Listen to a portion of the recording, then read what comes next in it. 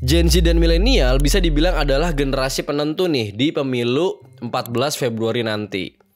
Nah, menurut KPU, pemilih dari dua kelompok ini kalau di total tuh jumlahnya sampai 113 juta orang. Bayangin, 56% dari jumlah keseluruhan warga Indonesia yang punya hak pilih. Nah, artinya andil suara gue dan lo nih yang pada lagi nonton video ini punya power besar banget buat nentuin Indonesia ke depannya mau dibawa kemana. Nah, inilah tuh kenapa kita tuh harus melek gitu sama pilihan kita. Lo gak mau kan asal milih nih, terus 5 tahun ke depan hidup lo di bawah pimpinan seseorang yang visi misinya tuh gak sama kayak lo gitu. Jadi buat lo yang masih bingung mau pilih siapa, please banget nih, tolong pelajarin lagi pasangan calon, capres dan cawapresnya.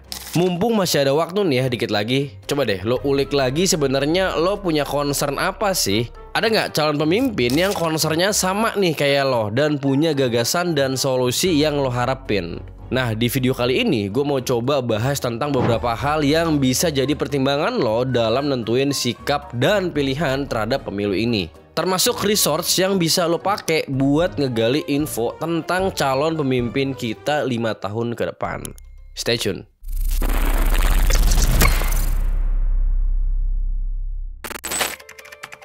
Sebenarnya nih ya, jujur aja, naif banget kalau kita nyari sosok pemimpin yang sempurna di Pilpres, ya kan? Karena ya sebenarnya nggak ada gitu. Tiap paslon punya polemiknya masing-masing. Bahkan paslonnya sendiri gitu yang buka-bukaan problem lawannya pas debat. Coba nih, mindsetnya ubah dulu biar nggak puyeng sendiri. Pilpres dan pemilu ini kan pilih the lesser evil gitu ya, alias yang paling mending. Dari debat perdana aja ya kemarin nih, Anies udah terang-terangan nanyain Prabowo masalah ordal di MK coba. Ganjar langsung nembak masalah tudingan dan pelanggaran HAM dan penghilangan paksa. Nah sayangnya jawaban dari Prabowo tuh masih nggak memuaskan gitu. Malah lempar bola ke rakyat. Katanya kalau rakyat nggak suka ya udah nggak usah dipilih. Nah sementara itu nih ya, kasus eksploitasi SDA yang gak memihak warga setempat di Wadas dan Rembang malah gak dibahas dong di debat keempat tentang SDA dan lingkungan.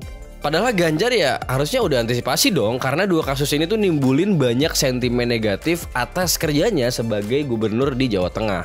Anies juga masih kena rujak nih gara-gara isu politik identitas di Pilgub DKI 2017. Apalagi waktu kemenangannya pas ngelawan Ahok tuh, waktu itu disinggung-singgung pas Ijtima Ulama.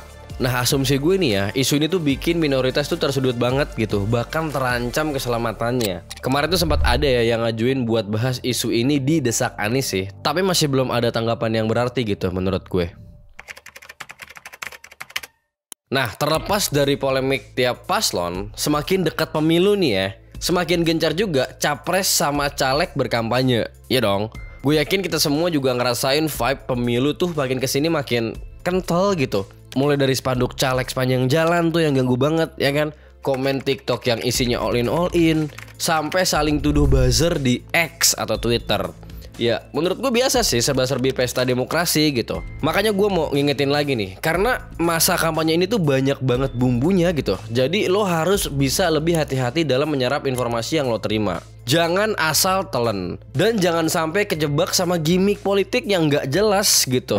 Nah lo pasti udah denger kan tuh gimmick-gimmick kayak gemoy, selepet, salam 3 jari. Bahkan akhir-akhir ini ada campaign 4 jari. Gue tahu sih gimmick tuh emang cara paling ampuh buat ngebangun kedekatan para capres dan cawapres sama kita sebagai pemilih. Emang tujuannya buat bikin hati kita tuh lebih tergerak gitu ya buat pilih mereka. Padahal dalam nentuin pemimpin ya, kita tuh juga dituntut harus buat jadi pemilih rasional gitu. Makanya kampanye pakai gimmick-gimmick kayak gini menurut gue tuh bisa jadi fatal juga. Karena bisa jadi gitu ya, kalau menurut gue ya kelihatannya jadi minim gagasan dan substansi. Jadi please banget nih ya, kalau misalnya masih banyak di lingkungan lo yang dukung salah satu paslon purely karena gimmick-gimmick mereka doang, coba lo ajak diskusi tentang hal-hal substansial mengenai paslonnya.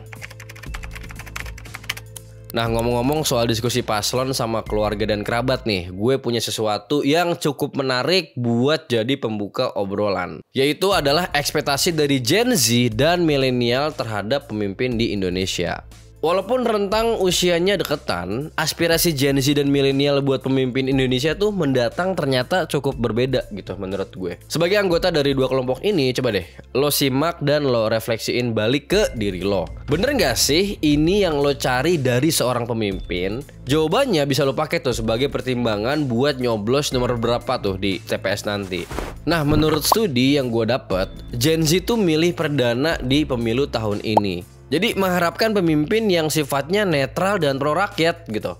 Pemimpin ideal di mata Gen Z itu inovatif, bisa ngasih terobosan dan perubahan positif buat rakyat, termasuk buat anak muda juga. Gen Z juga katanya cenderung nggak mau terikat sama organisasi atau komunitas politik. Beda sama Gen Z yang nilai pemimpin ideal berdasarkan potensinya buat menghadirkan perubahan positif di masa depan. Nah, milenial cenderung lebih pragmatis dan skeptis gitu. Kalau menurut milenial, pemimpin ideal adalah sosok yang bisa majuin perekonomian serta ngejamin kehidupan profesional dan kesejahteraan keuangan mereka. Nah, milenial juga cenderung lebih teliti buat lihat rekam jejak calon pemimpinnya dibandingkan Gen Z. Nah, mungkin karena udah ngerasain kali ya dampak dari kepemimpinan si calon gitu. Nah, gimana sih cara kenalan sama paslon biar yakin apa yang mereka bawa buat Indonesia tuh udah selaras dan sejalan sama apa yang kita harapkan dari seorang pemimpin? Yuk, kita bahas.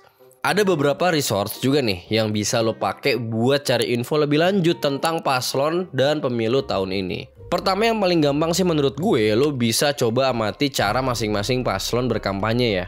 Coba lihat program dan event kayak gimana yang dipilih sama paslon buat ngambil hati masyarakat. Nah, dari sini juga lo bisa sedikit banyak nilai personality mereka. Dari gimana mereka hadir, membawa diri, dan berinteraksi sama masyarakat. Kalau dari cara beliau-beliau semua ini berkampanye aja udah gak sesuai sama cerminan pemimpin ideal, ya apalagi pas udah gak berkampanye gitu kan. Nah, buat ngelihat rangkaian kampanye dari setiap paslon, lo bisa coba stalk akun resmi media sosial para paslon dan tim sesnya ya. Kedua, cek track record visi misi si paslon. Ini penting banget ya. Dan ngecek ini semua jadi mudah karena udah ada website nih dari bijakmemilih.id. Ini menurut gue website yang wajib lo buka dan lo baca kalau lo masih bingung milih tentang pemilu. Isinya tuh lengkap banget, nggak cuma ada bahasan tentang visi misi serta track record paslon. Tapi ada juga laman yang ngebahas isu-isu strategis, bahkan partai sekalian sama riwayat pemungutan suara dan riwayat kasus korupsinya. Ini keren sih menurut gue.